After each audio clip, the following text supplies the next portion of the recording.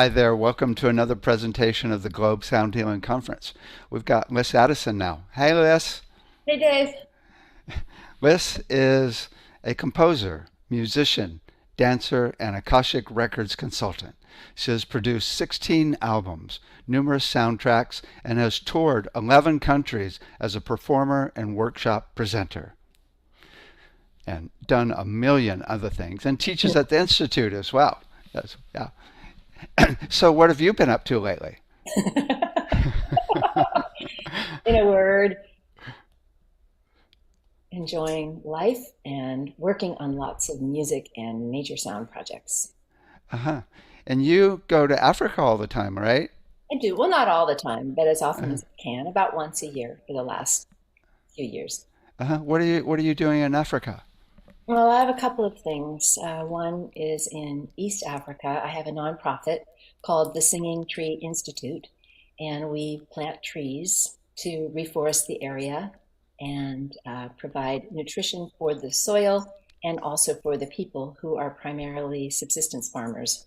The area I work in is called Ukambani, also known as Kamba land, which is where the Kamba people live. They're the fifth largest ethnic group in Kenya, and I just really connect with them. And I have a project manager named David Mutinda. We've been working together for about 11 years now. And you do sound and movement with them? You play? We play. And of course, it's really natural to many of the cultures in Africa. There's so many countries, and there are 54 countries, and within those countries, there's so many tribal constellations and so many family groups. And we always end our planting with a song and a dance. And so it's really fun with the kids too, because they're super lively and the rhythm, they just have rhythm for days. They'll be playing on a bucket sometimes, just a bucket. And it's a phenomenal polymetric rhythm. And they're dancing and singing simultaneously. And that's the thing that really draws me because I'm fascinated in that impulse, both in us just naturally as humans, but also ancestrally, how singing and dancing were such a part of everyday life that are being replaced by our devices. It's always amazes me. It's like so major. It's like not a single one of them ever go, "Oh, I'm not a good singer, huh? So I'm scared to Actually, sing." that's not true. Oh, oh, oh, We interesting. have, yeah, it's true because we do have an impression that everybody's got rhythm in Africa, and that's not necessarily the case. So that's an interesting thing that because I had my own sort of, it's almost like a bias. You know, I thought, oh, everybody's rhythmical and everybody can sing, but it's not necessarily the case. And they actually have asked me to come back and teach them because they're forgetting. I'm like, Huh. what? That sort of seems backwards.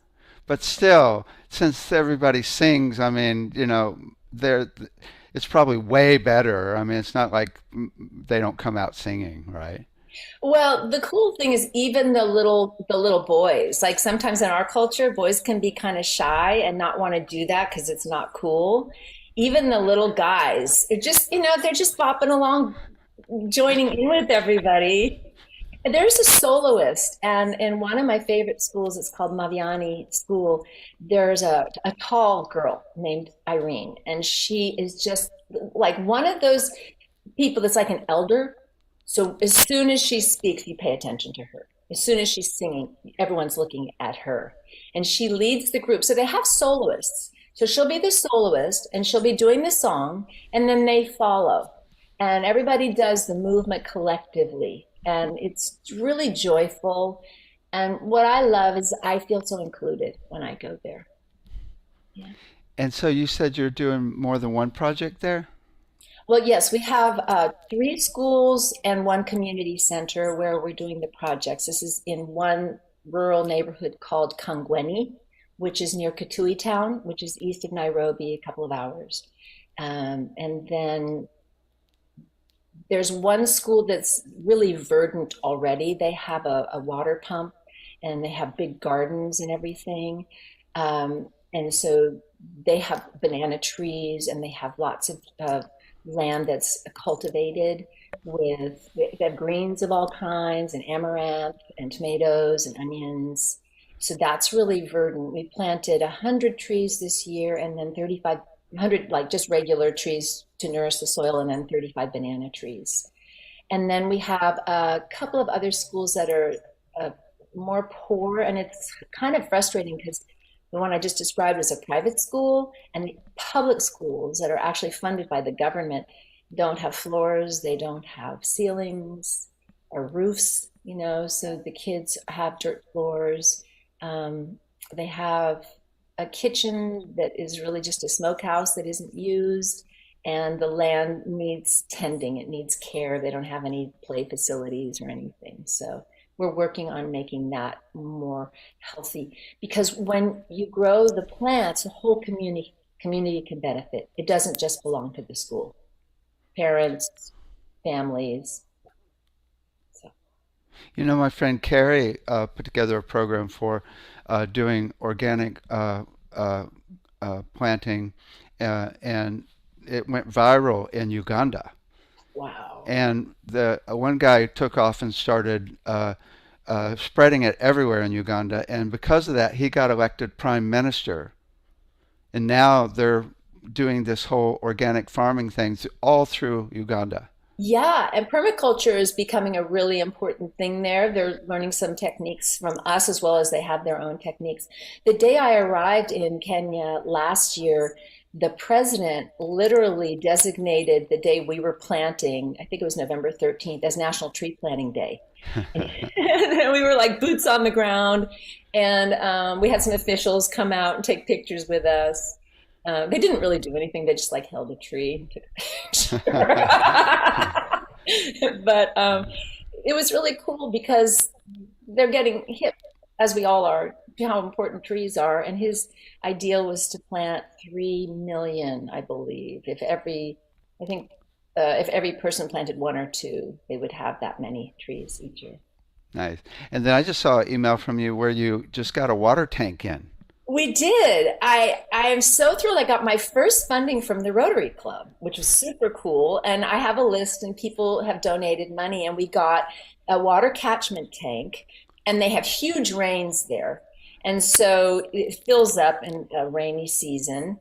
And then Mutinda is going to be making our first singing tree nursery with this water that he's been able to get. So the water, pours on the roof, and they have the metal roofs there, which is super loud when you're inside, just like, and it comes down the spouts, goes into the tank, and they do treat it a little bit usually with a little chlorine, especially when they're drinking it and using it for washing. But that's going to be used for the plants, and we're going to propagate the plants, because sometimes people don't know where to buy the trees. The president says, "Come on and plant trees," and everyone's like, "Where do we get the trees?" So we're just trying to green up the area, and our ancestors, maybe yours and mine, planted coffee and tea and denuded the area a lot. So it's a little bit of a give back in that way. So before we just listened to your recording with all the different nature sounds. So I heard, yeah, I think you were telling me that you kind of got enveloped in the nature sounds there. Yeah, at our last conversation, it was our staff meeting. Remember, I just had been to Dubai and to Israel. This was 2 years ago. And I was invited by a friend to stay in safari camp with her. And they had the first rains in 3 years. And I remember sitting in a chair for 3 hours just listening to the rain and all the birds. And I felt so nourished because I was receiving every single frequency and just being bathed. And it helped me so much in a lot of ways. First was just, it was beautiful. Second, it felt like it was washing away a lot of the intensity of the urban areas I'd been in. I'd been in Jerusalem, I'd been in Dubai, all that history, that human history. And to just commune with all of these nature beings that live with us, making themselves known and giving me like a sound healing treatment, because they would have every frequency just relaxing and releasing any kind of stress or trauma from me. And it was such a gift. I couldn't stop. So I went back last year and made the recording. I was asked to do a recording, sound installation for a new museum there on the Masai Mara. And so I spent a lot of time with my field recording device and just listening. Yeah. Nice. And of course, there's another aspect to it. There's a lot of spirit. The nature spirits are redolent out there. It's so alive. And there's a lot of space. There's not a lot of people. There are a lot of animals. And just felt really, really healing for me. I remember being in Hawaii once when there was a symphony of birds. I mean, just in the morning, just like 100 birds, just like, just like, oh my God, the Probably more best. like thousands or few thousand birds, right? And they talk to each other. They talk, they communicate, and you can become familiar with their songs. For this installation, I did some research too because I wanted to have the Latin name and the English name, but I wanted the Maasai name. So I talked to a lot of the people there to get Oh, me their names of the animals. okay, so I got the big question. So, if you had all the money in the world, what would you do to help people on the planet? What I'm doing now, but more of it, How would you expand it? I would plant trees at home. Well, like here too, because we deforest a lot. I'd plant more trees in Kenya, in our area. I studied dance in Guinea, West Africa. It's very different. So in Kenya, they speak English. In Guinea, they speak French, and it's harder for me. But I studied dance and rhythm there. And the mangrove colonies or groves were completely destroyed in Guinea, West Africa. And they're such purifying beings. They clean the water, and they're so important to the ecosystem. And they're gone now. And I would also plant mangroves. I try to restore in Guinea. I plant mangroves. Uh, and here in this country, I would do the same.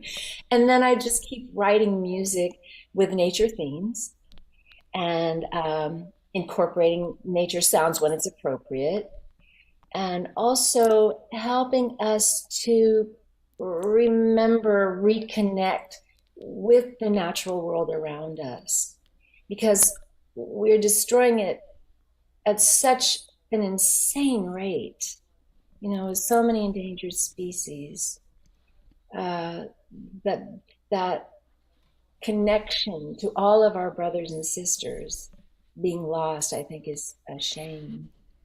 And so I would try to do more to help repopulate and also help us to listen and pay attention more to the beings out there. We live such urban worlds and urban lives, and I'm on my computer like everyone else. I have a music computer and a laptop and an iPad and a phone, two phones, right?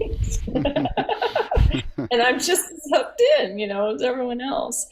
But I know that when I stop and connect with the nature beings and nature spirits that are just like right there, you know, or under our feet, the water table, Hmm.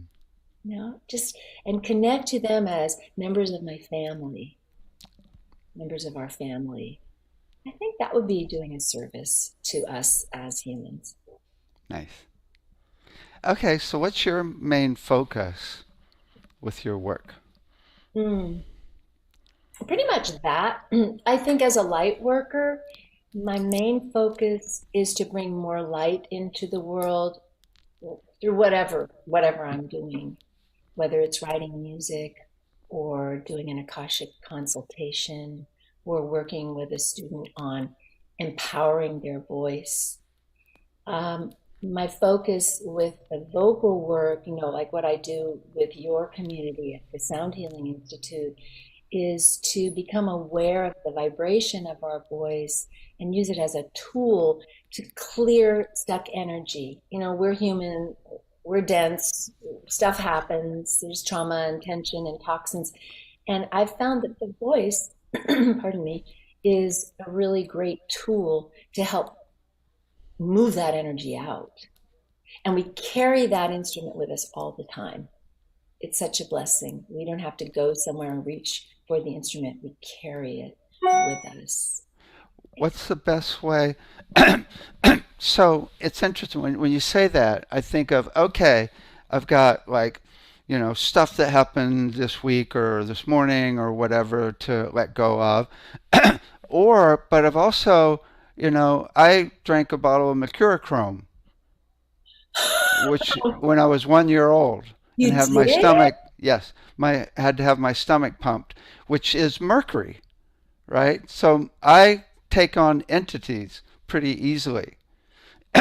So there's clearing of just chaos in our world, right? And just so give me an overview of how you do it, or an idea of how we might do that, how we might clear with Well, the as voice. I'm sure you know, it's important for us to keep our auric field sealed because energies, when we do substance, I don't know, I don't do substance anymore, but like, back in the day when I did LSD and mushrooms and all that, I was younger. Shh. Yeah, Pink You know, Floyd and people, Grateful Dead concerts here. yeah, right, I mean, you and I are the same vintage. Yeah, you're right, right, right. um, and that would blast holes in my aura. Mhm. And so, energies would attach, and sometimes it could be really scary. And I find that, especially with young people that aren't initiated, that they can be really open and available to energies that can bug them. And Mhm. we are autonomous beings. We have control. We don't have control over anything, but we can, but to an extent, we can uh, be responsible for our space. So it's important to keep our space clear and filled with light because that light frequency, that high frequency, will repel any energies that may be attacking or attaching. So a super simple thing to do is just feel the descent of the light. I do it with my hands and the sound of ah. And I love the sound of ah because it's primary to the human family. When we're born, we say, wah. Sometimes it's because we want to go back. A lot of people want to go back. But it's also, the breast to be nourished. And so if you listen to that ah, we have it in all of our deities in every language, like Allah, Amen, Amitabha Buddha, Guanyin, Shekinah, Da, Jah, Jehovah, right? It's really cool, that ah And sound. the sigh. Oh, Ah. yeah. And So we bring in light. yeah, just the awe. So, uh, so awe. Take a deep breath, and I just bring in the light through the crown and the sound. So I say, ah.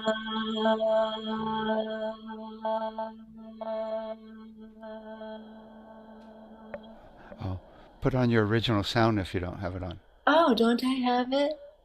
Mhm. Sorry. Original sound. Oh, it says off. Yeah. In the top right corner. Yeah. It's a left for me. But is it on? Is it better now? Should do a sound.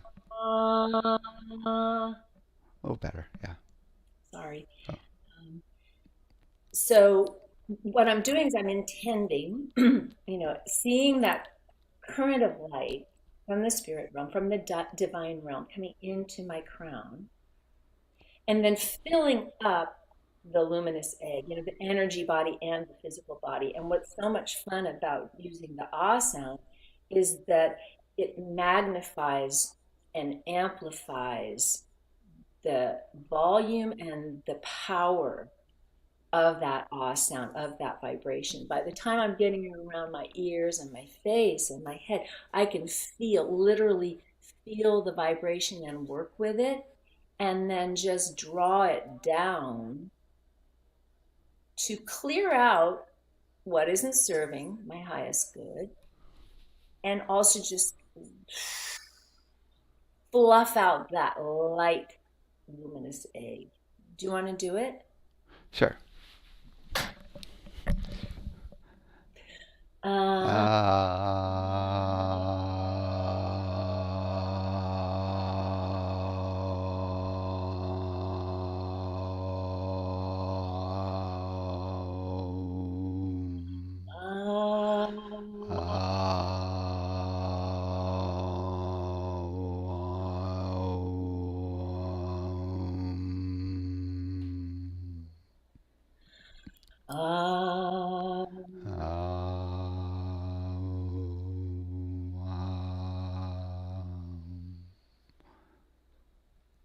we could keep doing it a few more times and then remember to go all the way down to your legs.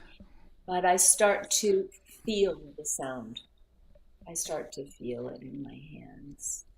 And I call it kind of combing the energy because I don't know if you're like me, ADD, million thoughts, thousand directions, kind of like my hair, the naughties, everything's all over the place. Like, Life. yeah, that stuff. And then God just combs the energy, fills up the egg with a high frequency, the egg, the luminous egg, the auric field, helps to open the chakras and helps to seal and protect, keep it clear. I mean, do you still get entities coming and Oh yeah, yeah. We got too much light around here. They're attracted. they're attracted? Yeah, Hmm. yes. Yeah. Actually, you might turn off your original sound because when you're talking, it's actually better. Okay, Uh, just keep telling me what you need. okay, cool, cool. Yeah, what I do sometimes also is I'll just say, I call in the Christ energy and I say, Yeah. go now.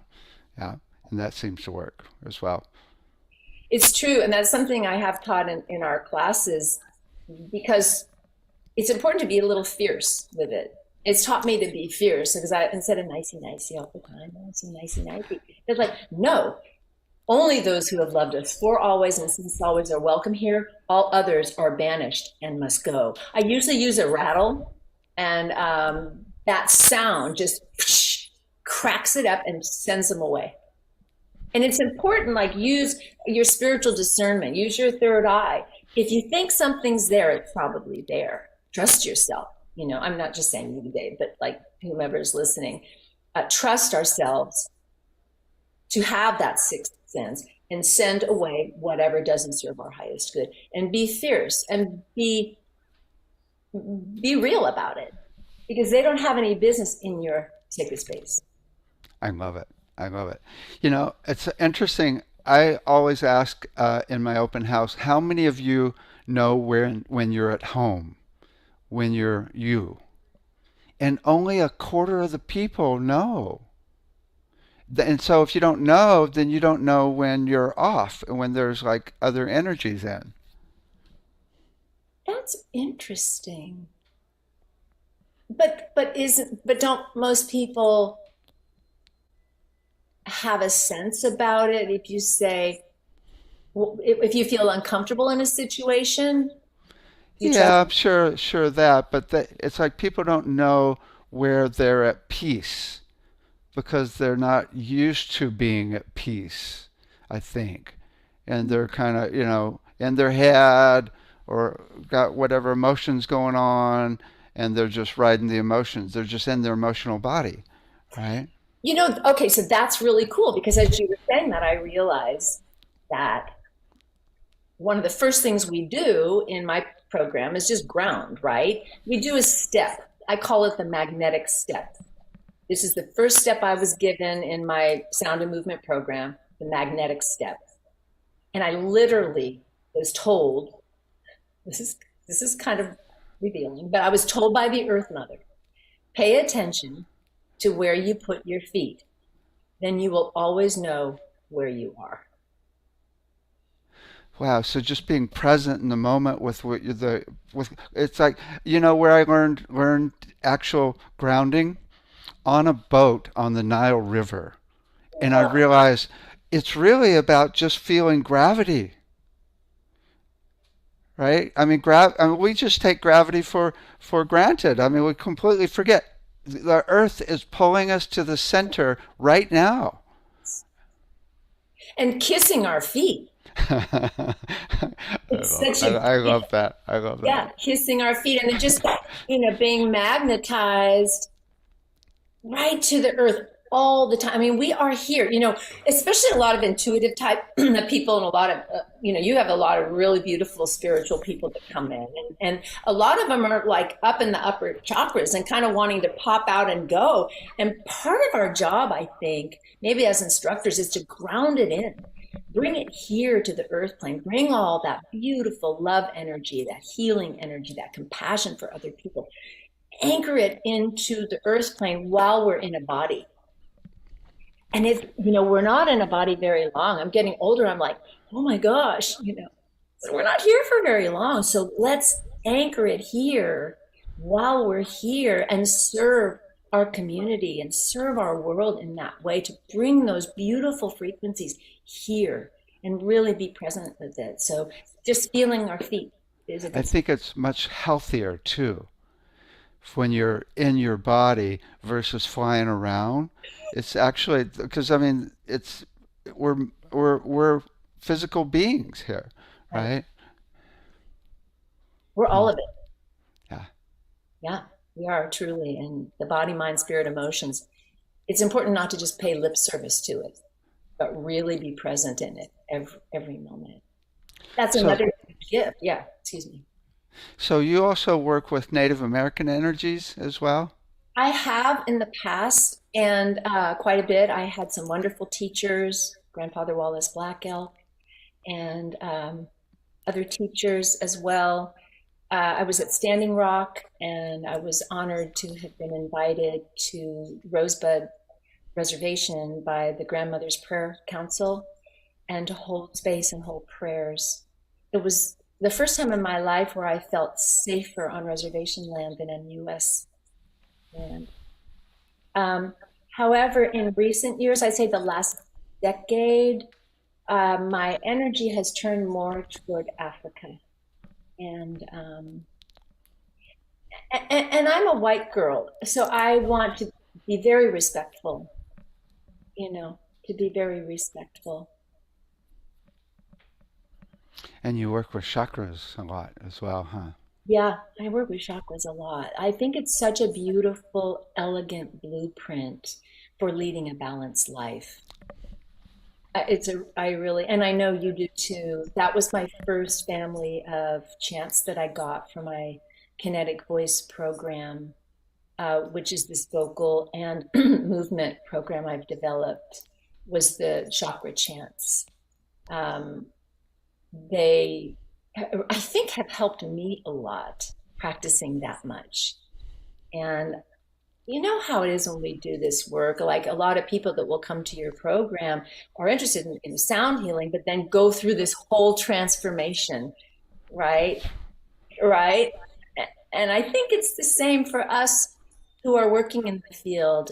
We get to go through that transformation too. So I feel, yeah, in a big way, that my goal to empower the voice of women in particular, because when I first got the chakra chants, my son was born. He's 30 now. And I wanted to have a practice that I could do when the baby slept. And so I, like asked spirit for these chakra chants. They're vocables, non-language specific. And then after like 15 years, I observed the shutdown of the feminine voice globally because I had done a lot of this work around the world. So I felt my job, my responsibility was to use the God-given gifts of voice and dance to serve other women and help empower them to speak their truth, but also to locate the wise voice. And then I realized that, wow, I've benefited from doing that. Mhm. And I think actually my work in Africa is a result of it. You want to share those sounds for the chakras real quick? Sure. Cool. So the root Oh, and just before I start, if I may, it's a little bit of a different style than the Bija seed mantras, which are long, slow tones. And I feel that those are a little bit more of a masculine approach because of like the spear throwing, the one pointed, whereas mine are a rhythm and it's more of a pulse. So it's like the tides and the cycles, the moon, the seasons, right? It's more of this, what I would call peristalsis. So women who given birth, this is what happens when we have labor. The muscles are going like that to push the baby out. Well, I mean, it happens when we go to the bathroom too. I mean, it's like a flushing process. And these vocables help get the energy moving. It's an intention too of getting the chakra to open and either pulse, vibrate, or spin, whatever, however it manifests in you. And that's why they're rhythmical. So that being said, the first one is a, wa. Open sound, a, wa. And I say it in a kind of like the mouth is doing this thing too. So it's not like a awa. It's a awa, awa, awa. Yeah, like a jellyfish or an anemone, right? A awa, awa, awa. A awa, awa, awa. Ewa, ewa, ewa. Ewa, ewa, ewa. There's another fun thing. It's cute to see your mouth going like that. I can't hear your sound. He looks very cute, doesn't he? So the thing that I like to tell my students about this one too is think of yourself kind of like a bullfrog. There's a lot of nature reference in all of this. So like the bullfrogs going, and that helps to take the sound and the vibration and push it down to the root chakra. Because the ideal here, the concept, is to take the vibration we're creating with our voice and direct it into the body in various places. In this root, we're sending it down to the root chakra. And it's important for you to feel that root wherever you do. I tend to feel mine like few inches below the perineum. Some people feel it in the front. Some people, there's that dragon tail grounding exercise. Some people feel it in the back. Some people feel it in the hips or the thighs. What's really cool is for you, the practitioner, to feel it where you feel it. Because we didn't incarnate into this body to have someone else's experience. And it's just really cool for you to honor that too, and to locate it and just be fine with it. It's not necessarily how it's written in the esoteric texts. So one more time. I think I'm a little hot, low. I'm just going to check. Yeah, I do the traditional C is the root chakra pitch. It's not always like that. In Tibet, they use A flat, but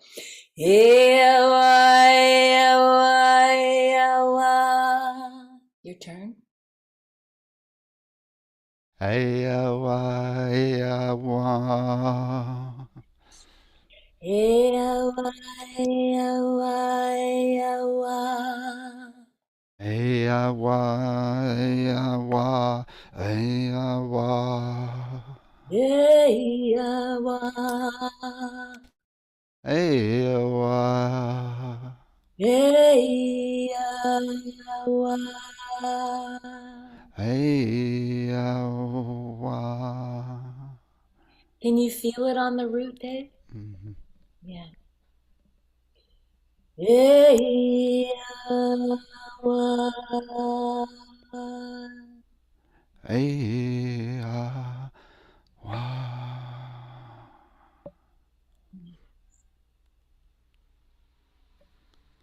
We can take that sound too, send it down the sciatic nerve and right there into our feet and just feel the earth.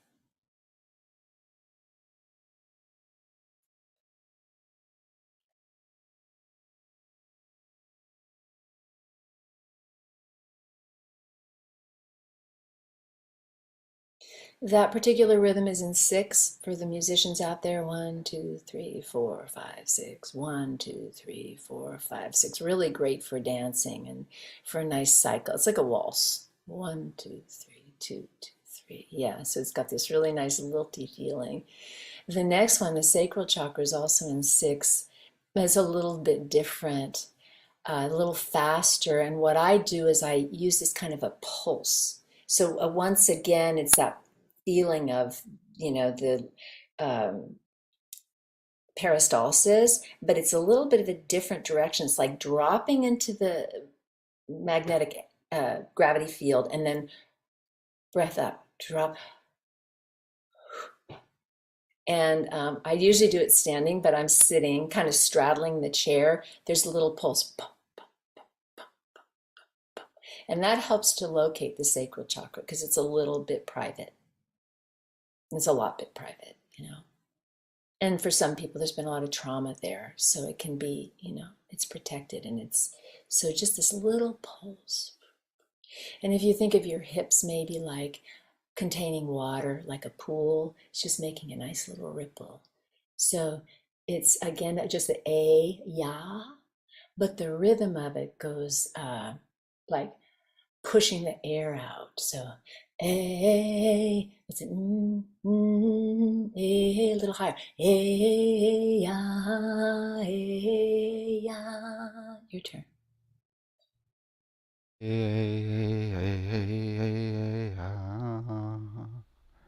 So it's just saying a and ya, but you let the breath go. 1, 2, 3, 2, 2. So you can even go like that. Pick out your tongue. Get the visceral.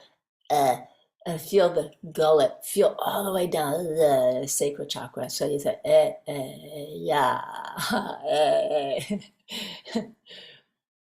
Obviously, this is not performance, right? This is not a performance. Yeah. Yeah, yeah.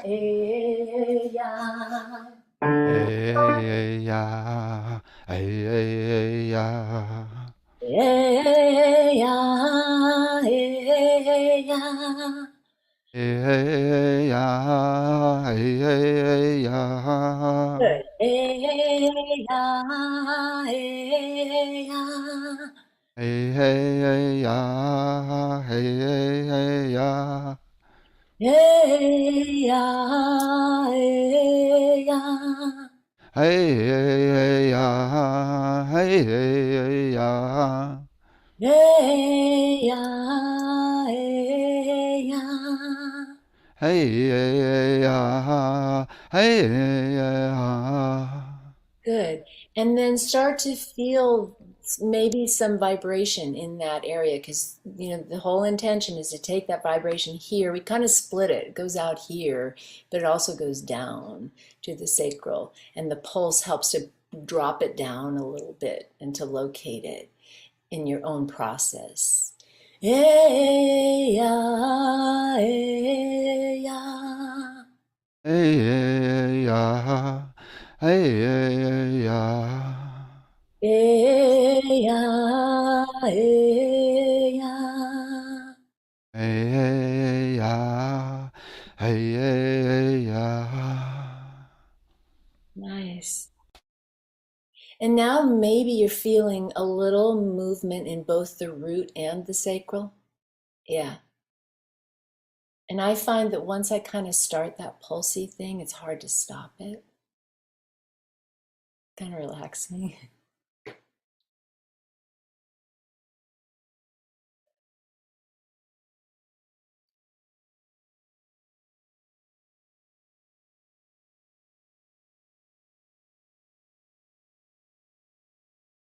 Now, the solar plexus is a little bit difficult, a little more difficult because the rhythm is in 5.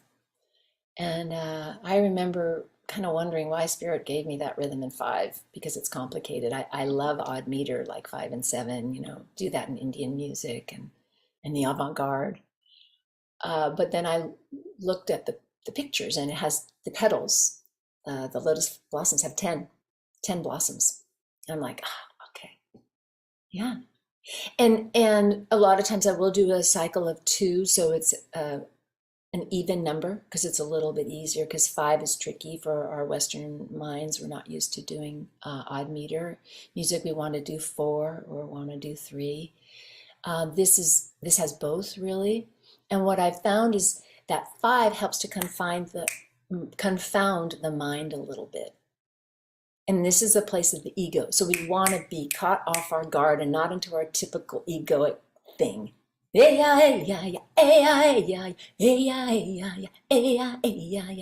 it's 1, 2, 1, 2, 3, 1, 2, 1, 2. Yeah, yeah, yeah, yeah, yeah, yeah.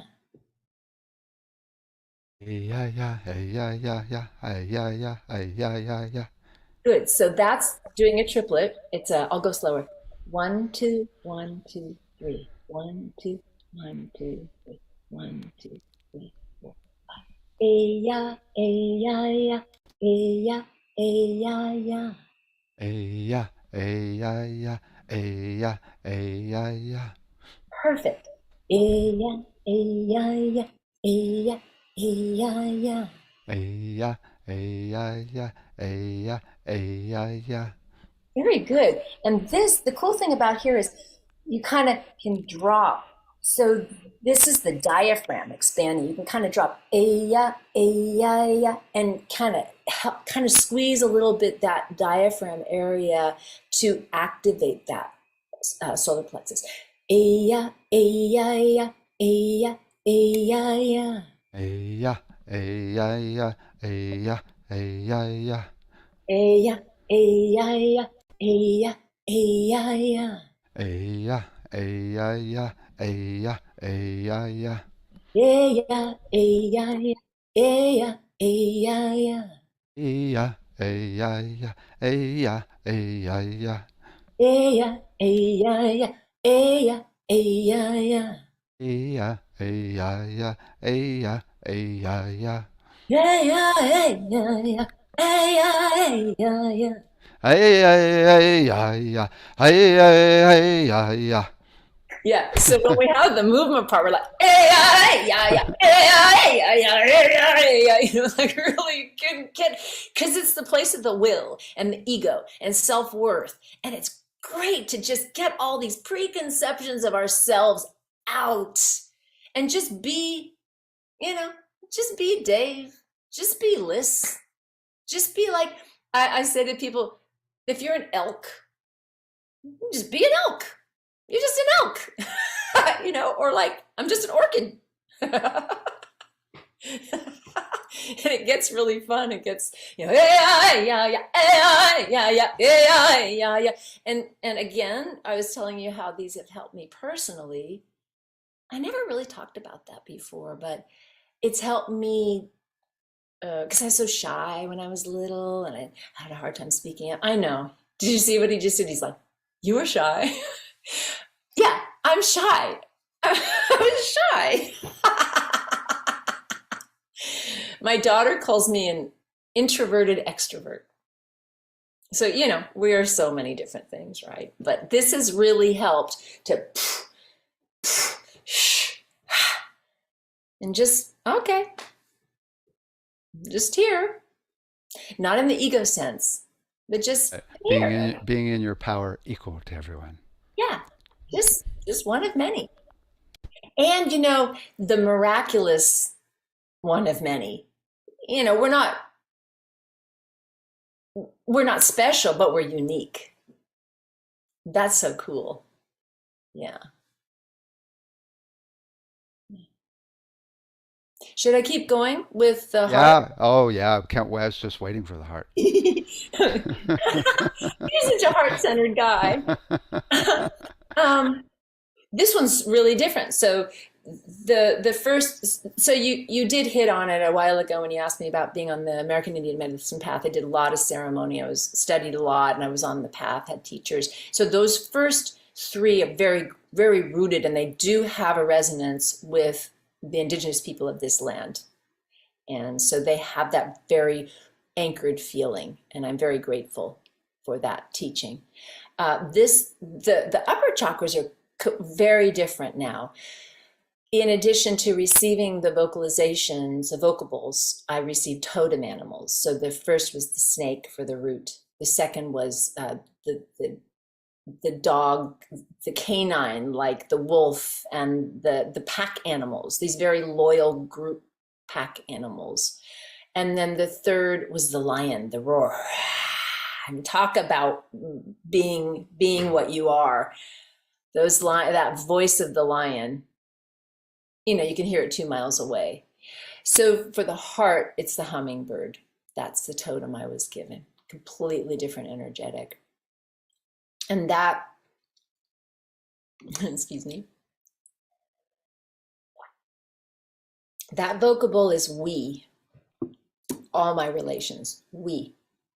But it's a palindrome, so it's the same front as back. So W-E-E-W. W-E-E-W, and it just goes in this circle, and it sounds, let me get the pitch first on my piano.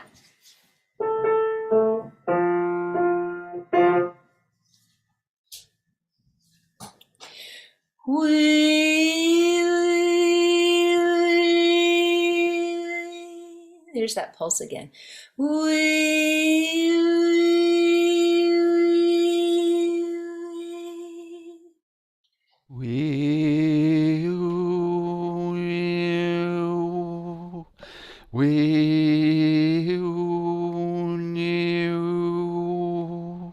Yeah, and thank you for doing it. So men generally are 1 or 2 octaves lower than me, or a lot of women too have lower voices. So whatever's comfortable for your voice.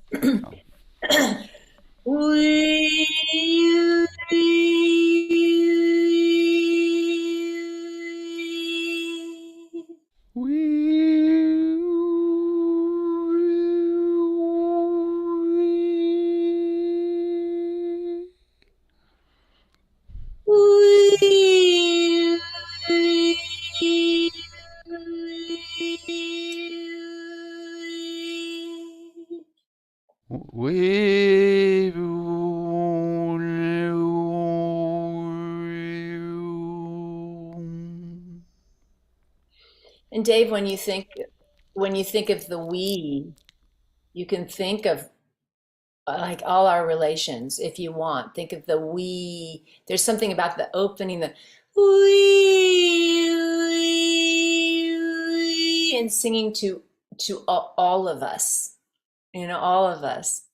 So and it's easy to think of the hummingbird too, because the shape of the lip goes like this, the sipping of the nectar.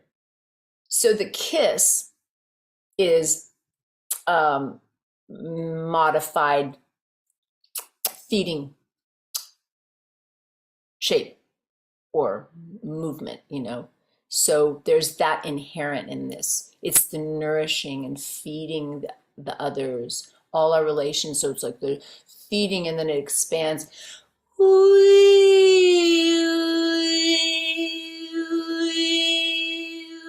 So it's the kissing and the nectar and the tenderness, but it also comes around to all things and to the self, to the heart. So we don't run out of time. Let's go through the others. Okay. Okay. Thank you. I was wondering how much time we had. Okay. Yeah. So another pulse. Way, oh. Way, oh. Way, oh, way, oh, way, oh, way. Way, oh, way, oh, way, oh, way, oh.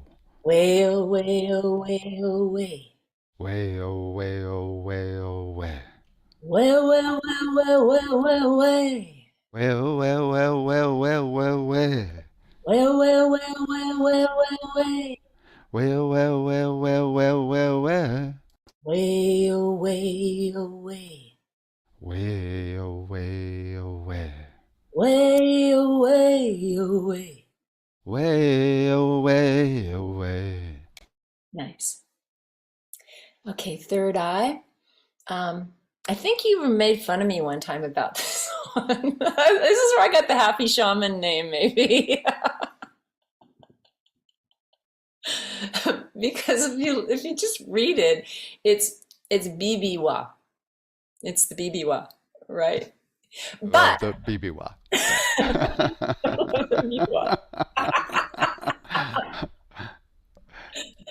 God.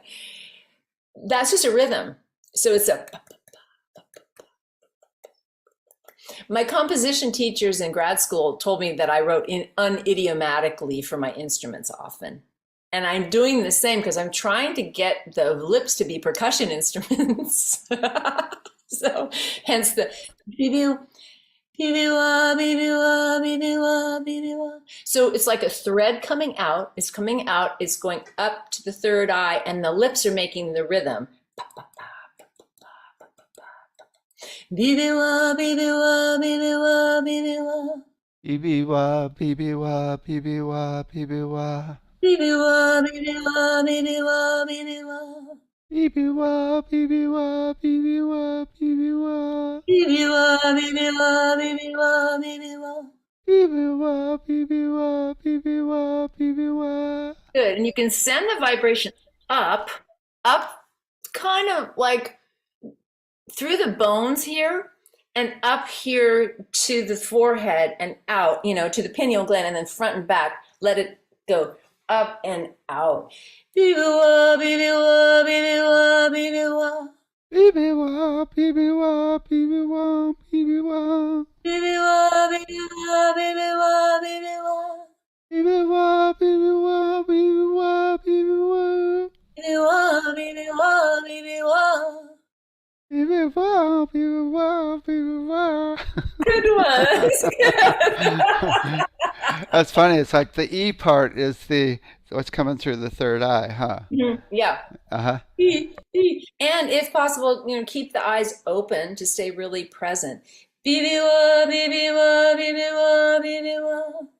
Bibiwa, bibiwa, bibiwa, bibiwa. Yeah, your third eye's really open. Yeah. I can see it. Yeah. Okay, crown. This one is spelled just W-A-U. And when you were a little kid, did you ever see Beanie and Cecil, the cartoon? No, it doesn't even ring a bell. Oh. So Beanie and Cecil. It was a dinosaur and his sidekick, a kid. And they used to have these hats with a helicopter blade on top. And you're going around and around. And that's what I think of when I do this. It's like helping to levitation. Woo! Now, you don't have to do it. We'll do it slower. But it's almost like that. Woo, woo, woo, woo, woo, woo, woo, woo, woo, just to kind of blast open the crown and let the light, because the whole idea is, with all these channels open now, light just pours in and we are open. We're available to receive and just explode, receive, radiate, filled with light, So the crown, let me get the pitch again.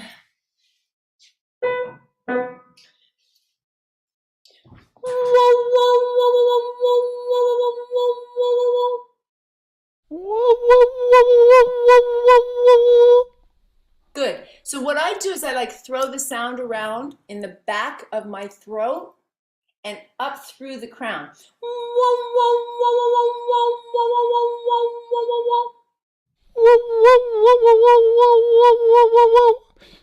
Good. Oh, I got it.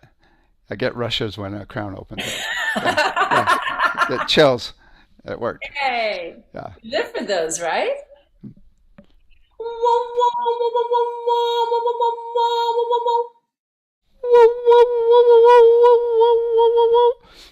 Oh, yeah.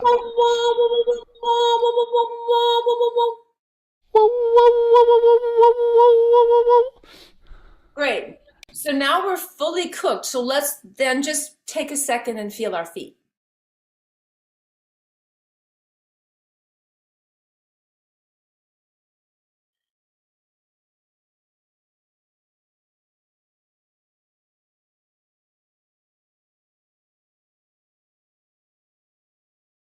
And feel that beautiful, there's lots of color in there too with the chakras and that luminous egg, our auric field filled with light, crown open to receive and radiate the light. And only those who have loved us for always and since always are welcome in that sacred space. All others are banished and must go.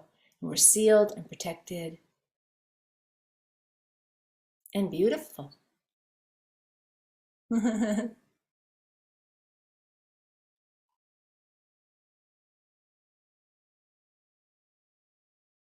Nice. So you do work with Akashic Records also, right? Yes, I'm an Akashic record consultant. Tell us what do you do? Well, I open my Akashic records when I compose, when I What's teach. Akashic Records first for people? Nobody really knows. I mean, it's described in the Bible as the book of life. It's understood as Chulamadahe. The Lakota have a word. Akasha is actually a Sanskrit word. It's understood, though we don't really understand it. Laszlo's written about it scientifically. Uh, I understand it as a vibrational realm in which every thought, word, action, and deed of every soul from its inception through all lifetimes to the present is recorded. Well, recorded, I think some people see it as a library. I worked with a rabbi who saw it as scrolls. I understand it as vibrational field because I'm, vibrationally oriented, musically oriented. And it's vast repository of knowledge. And So it's not just yours, it's the whole universe. well, each of us has masters, teachers, and loved ones that serve our highest good and evolution. And they are available to help provide wisdom and clarity and help guide us on our soul path and purpose. So, You know yours? well, I have a relationship with mine, yes. And when I do a consultation for other people with your consent, I open your records. We use the sacred prayer method. And I was trained through an organization called Akashic Record Consultants International. And I have been a consultant with them for almost 20 years. I'm a teacher in training. And it's a beautiful process of entering a realm of unconditional love in which the person, like if I'm in my records or if you're in your records, you ask questions, we ask questions, and we receive answers and guidance. I also have my records open when I compose music all the time. And it's just, it's such a gift. And, this privilege was taken away from us as a human family for a while because we abused the power, a while, like centuries. We abused the power. But that information is needed. And more people are working in the Akashic records now because that wisdom and that energy is needed for where we are. It's like Alice Bailey calls it like the opposite is on where we're at is asleep. We don't remember any of our past lives. And we lose all that information. And now where we're all headed is to all be awake, Mm, where we all remember everything. And mm, consciousness is continuous instead of mm. going to sleep and forgetting things. That's big. That's huge. I mean, a lot of people talk about past lives, and yes, they do arise. But I don't focus on the past. My focus is to help support who we came to be in this incarnation and to be our best selves, our most evolved selves. And the information of past lives is very useful to help either clear or bring into the present um, issues or traumas or even really beautiful things like master lives in which we were really in alignment. So I try not, I don't dwell on the past. It's more about having this wisdom to help us become that which we came to do and to be, and for those we came to serve. Nice. Anything else you want to share before we end here? I'm happy. I'm just happy that you invited me, and I'm grateful to share this work and my work in the world. And I just want to say thank you. How can people get in contact with you? I am available through my website, which is lissaddison.com. That's LIS. Yes, not because my name's Phyllis. Mhm. Yeah, not Liz. So lissaddison.com. My email is liss@lissaddison.com. And what else? I'm all over, the streaming media on Spotify and iTunes and Pandora and Amazon, all that. Facebook, Instagram. I haven't been doing much social lately. I just have been wanting to play my piano more again and get off of media. But I'm definitely have a presence out there. Where else, Dave? Through you at the center? I'm sorry. Through you at the center? Am I at the center now? No, to get in touch with me, would Uh, people go oh, through? oh yeah, you can get through the center, soundhealingcenter.com. Yeah, cool. Any sound that we should send out to the world to end? You want to do the forgiveness prayer? Okay, perfect. If anyone or anything has hurt me in the past, I forgive and release it. If I have hurt anyone or anything in the past, I forgive and release it.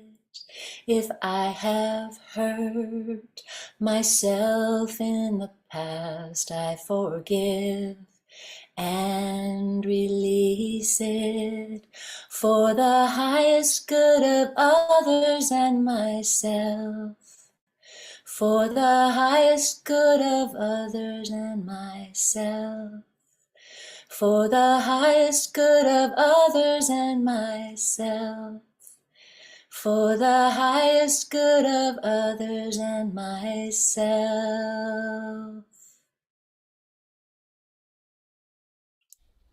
Thank you so much. Okay.